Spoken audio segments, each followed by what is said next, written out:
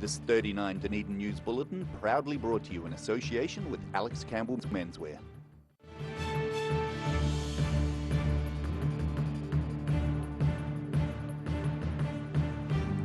Tonight on 39 Dunedin News, it's time to rate the service provided by the Dunedin City Council, and this year it's taking on a different format. A master's student explains why digging gaps along the St Kilda sand dunes could prevent further erosion. And some pink ladies come up with a pink treat that'll be doing charitable work in supermarkets.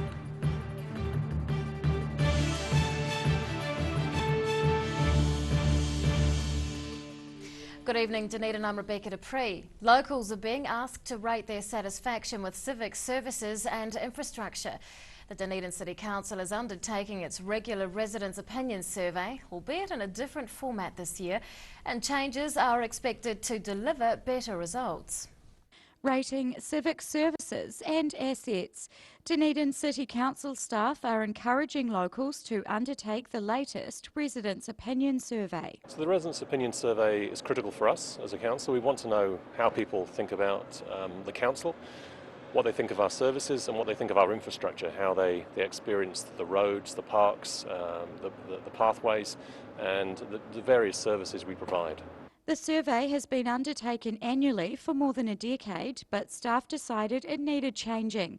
They've streamlined questions to make it shorter and more specific, and they're sending it out monthly rather than once a year. So this way we find out every month what people think, and it gives us a chance to maybe change what we're doing midway through the year, because we can do that. It makes us more agile, and I think it makes us more responsive to the community. The changes are expected to generate more meaningful results, which the Council will use to address any perceived shortfalls or recommendations. Parking is always one bugbear that crops up, and staff are hoping to get a better idea of residents' needs by widening the scope of feedback.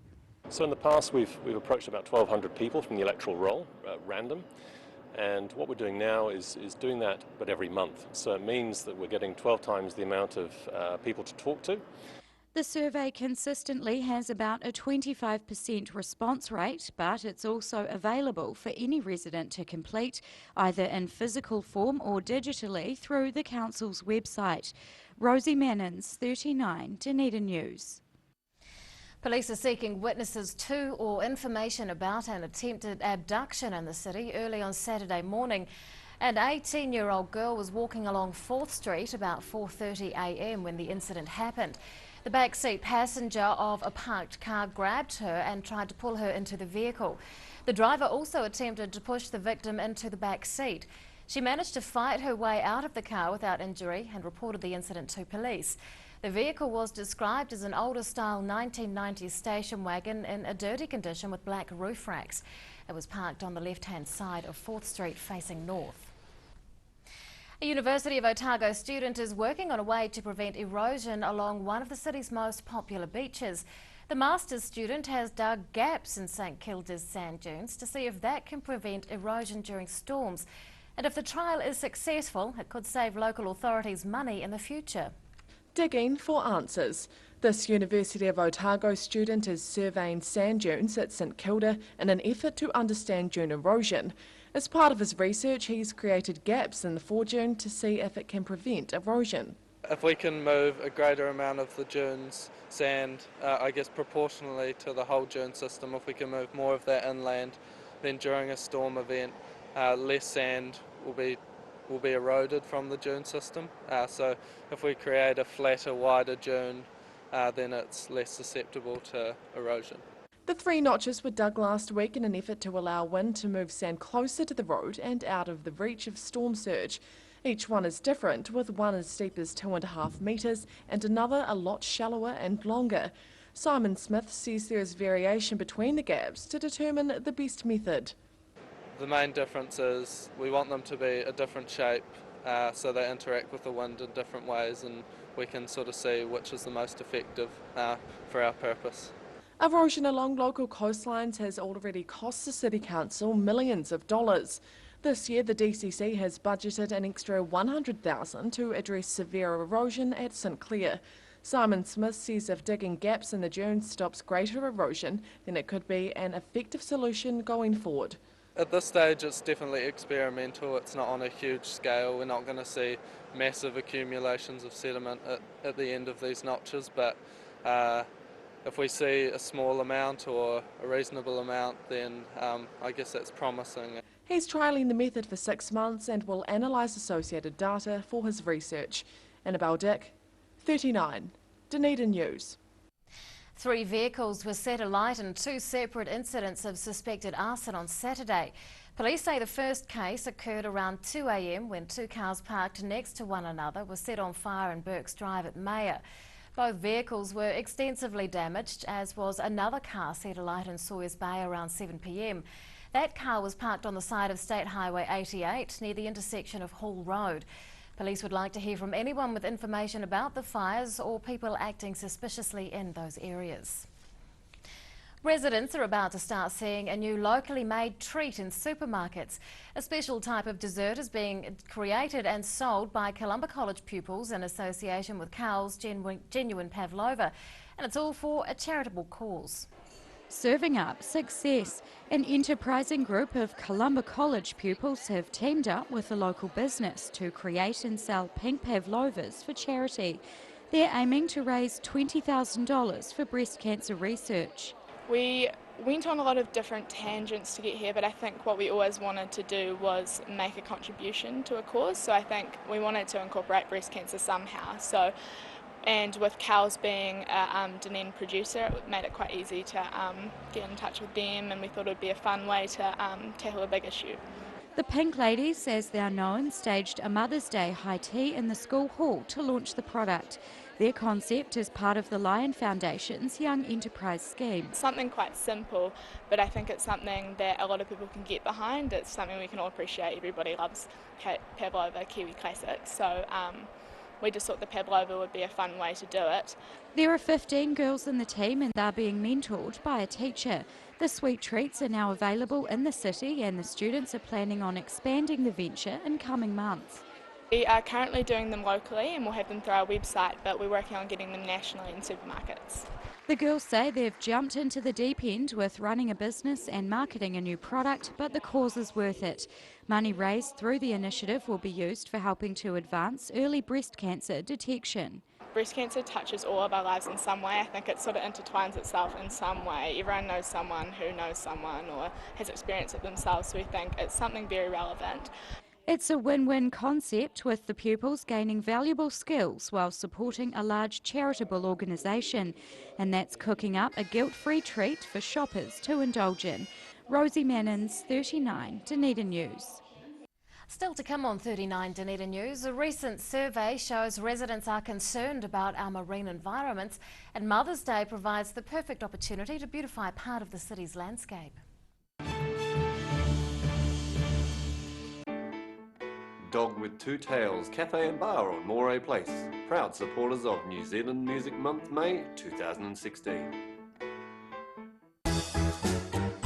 Every reason, every season, we're proud to dress the region. Alex Campbell Menswear, it fits.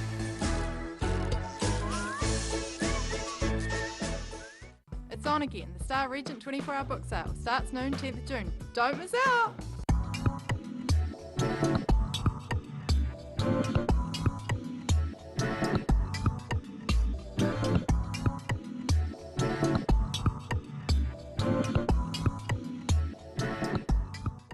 We're at 25 Moray Place at Dog with Tails Cafe and Bar.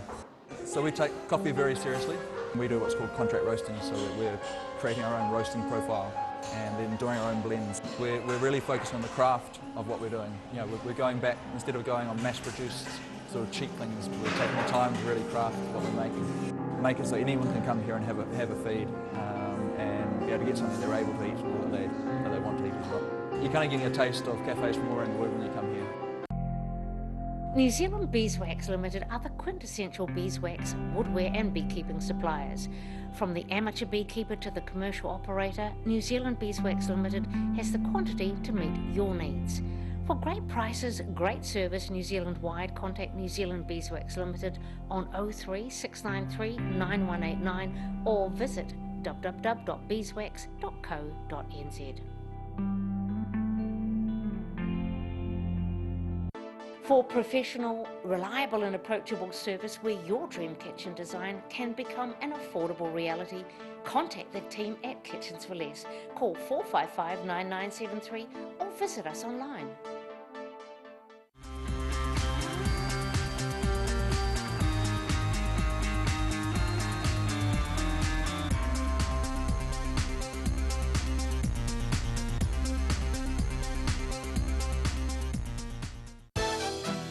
She's 21 metres long with a 6.7 metre beam. She can support diving, seafloor mapping and sampling, deep water measurements, and has onboard laboratories. She has a range of 1,000 nautical miles, which means the Polaris 2 can take your studies further than you ever thought possible. My name's Will Raymond, and this is My Place in the World. Take your place in the world. Garrador Dunedin, delivering quality stylish garage doors in Dunedin for over 15 years. New doors, replacement doors, repairs and maintenance are all part of Garrador's quality service.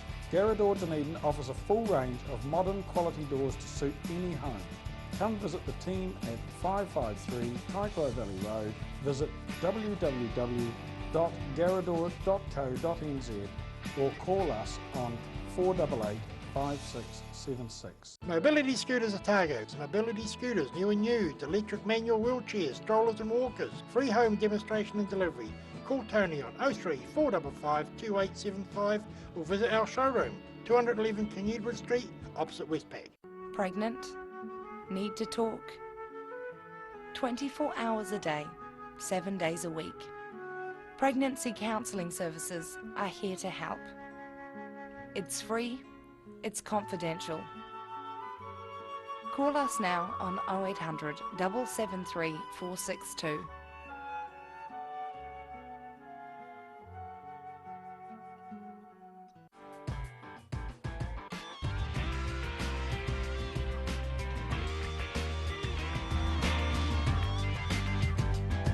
Tune in on Thursday for Motorsport Night on Dunedin Television.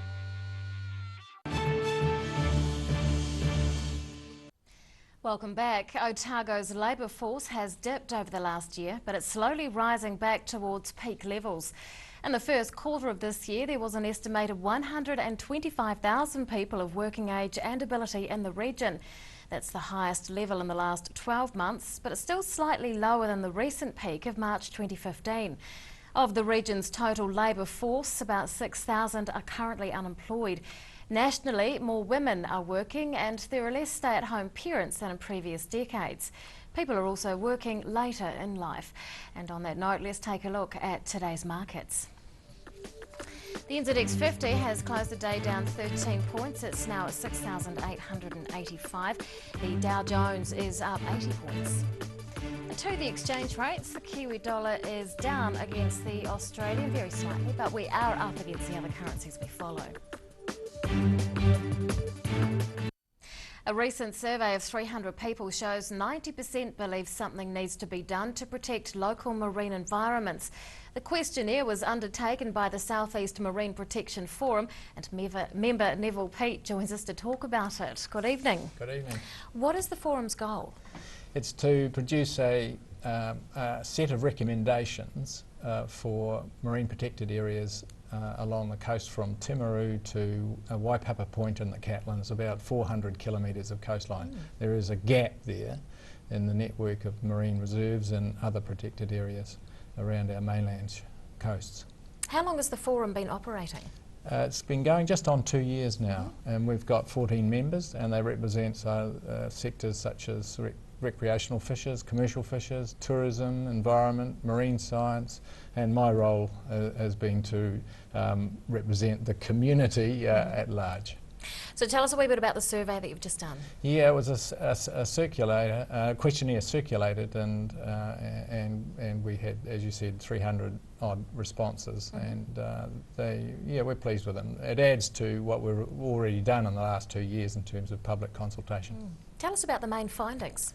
Well, the main findings were roughly that more than half of the people responding said something should be done to restore the decline that they perceived along the coast, this coast of Otago, South Canterbury and the Catlins.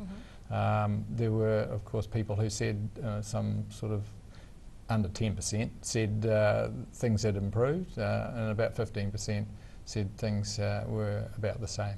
Did the findings surprise you? Not really. I think they're pretty consistent with what we've heard, the messages from people we've consulted over the last 2 years. What are you going to do with this information? We're going to put it all together and come up with a set of representative set of recommendations of MPAs. There'll have to be at least one reserve that is a no disturbance, no take place along that coast. There might be more even, but a set, that will protect the habitats, particularly, especially those vulnerable ones like bryozoan and the kelp beds, which are called biogenic habitats, which they grow and make a place for marine life. We'll in October this year we should have a set of recommendations which will go to the Ministers of Conservation and Primary Industries in the new year. How much community engagement has the forum undertaken so far? Well, quite a bit. First year we spent just looking at the values, what we could perceive. There was quite a bit of emphasis on the process itself. And then in the second year where we had meetings at the rate of sort of every 6 weeks or so, we would have public forums, and they've ranged from Timaru down to Waikawa in the Catlins, and we listened to what people had to say when we went out into the field. Yeah. Are you foreseeing any recommendation for drastic action locally? Not really. I don't think drastic is a proper word for it. We'll see a set of areas that should be, we feel that should have some form of protection, and it might be just in terms of fisheries regulations or whatever. I mean, we had a classic example recently of poaching in a Taipure, a customary area, a community fishery if you like, which was a huge example of what can go wrong if we don't keep a good eye on the coast.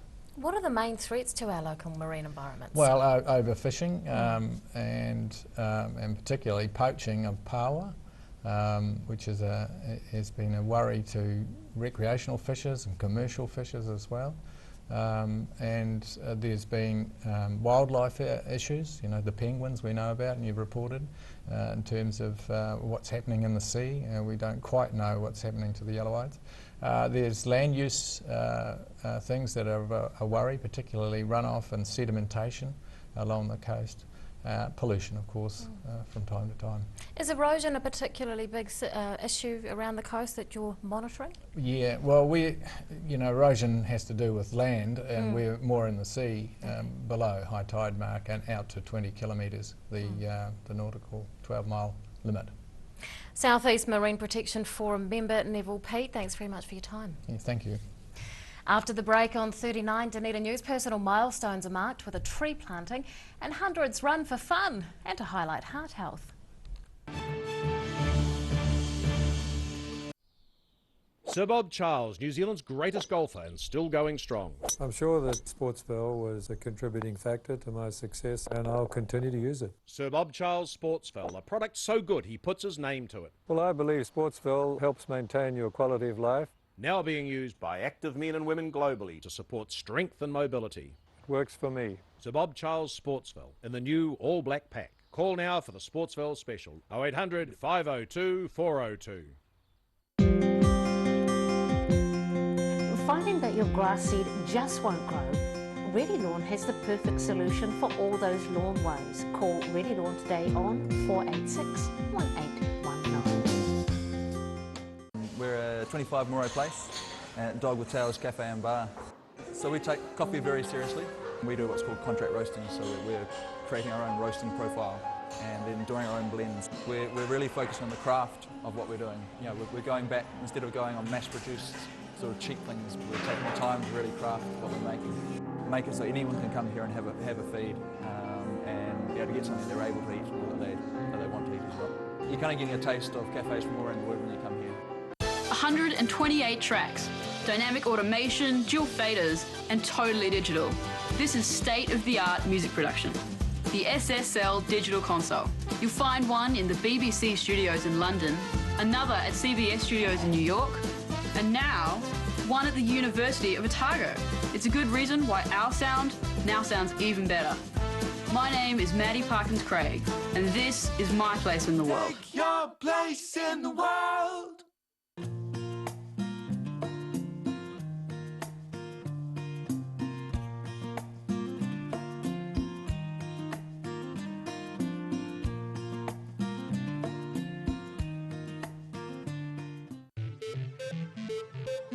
Ecro Tech Limited have been supplying beekeeping equipment and honey products in New Zealand for over 100 years. A specialist manufacturer of hiveware and plastic products for the beekeeping industry. They are the leading supplier of beekeeping equipment nationwide. For all your beekeeping needs, visit ecrotech.co.nz or call 0800 11 7766.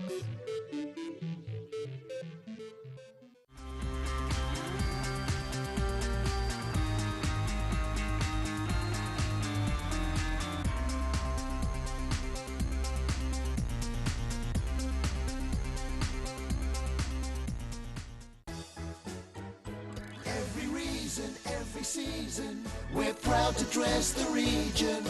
Alex Campbell Menswear, it fits. Here's something else to look forward to sinking your teeth into every weekend with the Otago Daily Times, the Weekend Mix, your guide to what's hot in fashion, entertainment, food and more. New weekend magazine in your ODT. Pick up your copy this Saturday. Dog with Two Tails Cafe and Bar on Moray Place. Proud supporters of New Zealand Music Month, May 2016.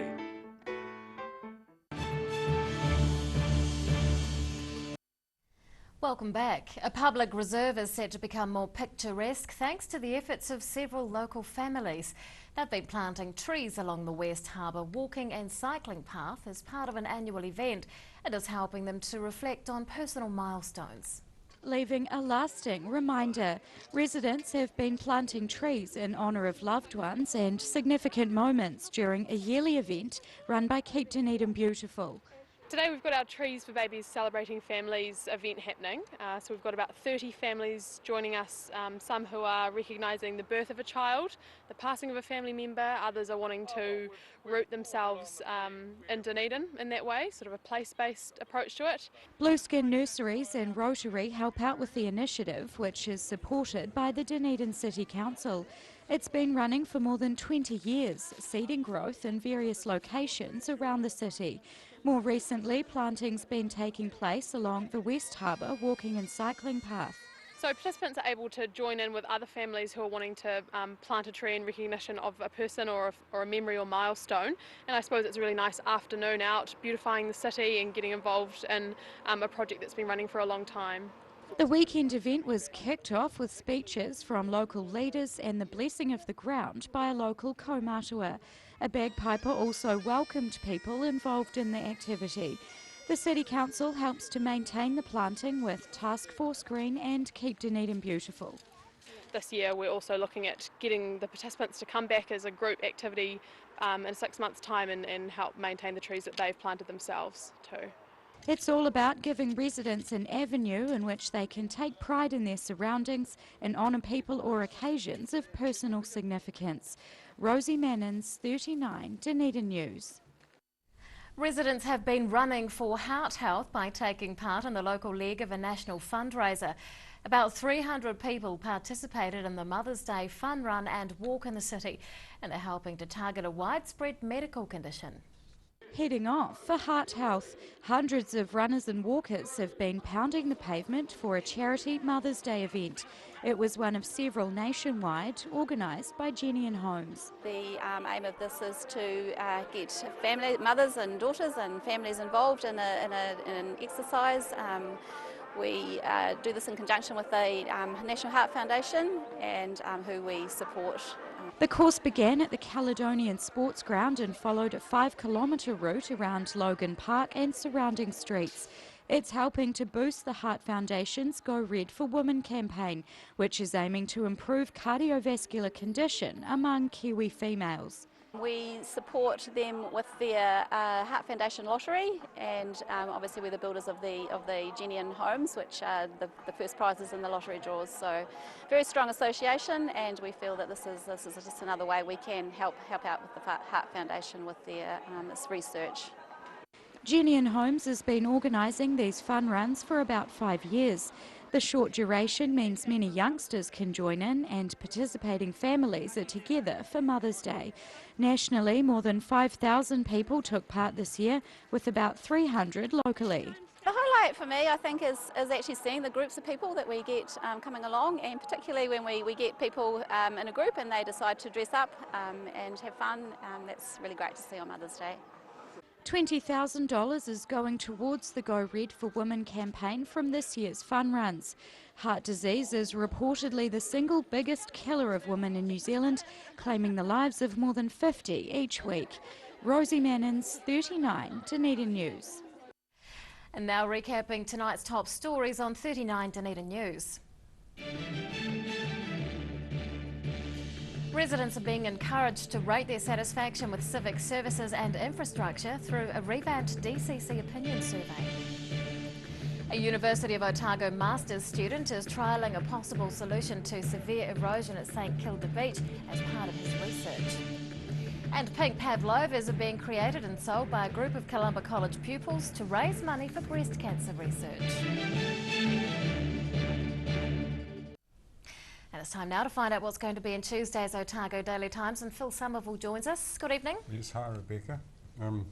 Our endless summer, or seemingly so, wasn't quite so hot today. It is causing problems for farmers and some gardeners and so on, so we look at that and look at all the records that are being broken. Absolutely. I'm not quite used to having to water my garden. In May, I'm not coping. It's been fantastic. So Isn't it? It's fabulous. Now, a story about a volunteer fireman who was paged here in town down West Harbour. Unfortunately, when he answered the page, it was his own car that he found was ablaze, so not the best, but... And it's a while since I've mentioned the opinion pages, so it's probably time I did that. Colin James is on tomorrow, a very respected commentator, and he's talking about why the National Party has been successful. And Jim Sullivan, who contributes occasionally a column called Nothing Too Serious, is nothing too serious and quite amusing and clever. That's tomorrow's ODT then. Thanks, Phil. Time now for local weather. This 39 Dunedin News weather update proudly brought to you in association with Silverhorn's Emu Oil. And here is today's city view. It's taken of the city from Tennyson Street. Around the city at 3 o'clock, as Phil said, a little bit cooler, 11 degrees in the central city, 12 for both the Gardens and the Tyree. Good to see some rain. Well, to the situation, and a milder nor'west flow will increase ahead of a cold front that's due in on Wednesday. So to the forecast for the main towns in the lower South Island for tomorrow. Strong nor'westers with rain later for Invercargill and Gore. Rain with strong nor'westers for Te Anau, and cloud increasing in Alexandra with nor'westers 17. Nor'westers with rain later in the day for Queenstown, Wanaka and Twizel. High clouds with gusty nor'westers for Oamaru with 19 degrees. And Dunedin tonight, fine, with a low of 7. Tomorrow, high cloud increasing during the day with nor'westers. The winds will become strong from evening with rain possible, a high of 18. And on Wednesday, cloudy with rain spreading off the ranges at times. Strong to near gale force nor'westers and 16. To the Otago Pallet Fires tidal and fishing information. High tide tomorrow morning is at 25 past 6. Low tide follows at 20 past 1. And fishing conditions are still poor, but if you were getting antsy, you could try getting out there at around 10 to 4 tomorrow afternoon.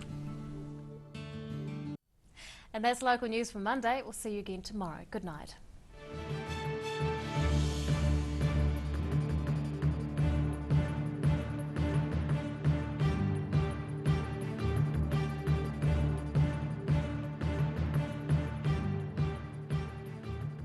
This 39 Dunedin News Bulletin proudly brought to you in association with Alex Campbell's Menswear.